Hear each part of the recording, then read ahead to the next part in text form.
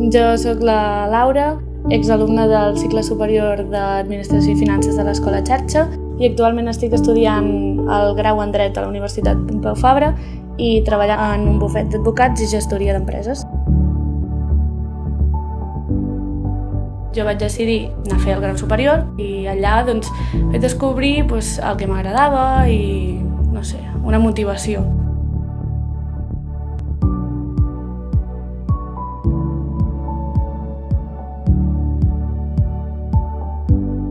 T'ajuden a créixer, a motivar-te, et motiven. A més, ara estic on volia estar. No m'arrepenteixo gens del camí que he triat perquè m'ha servit i perquè m'ha portat on soc ara i estic molt contenta.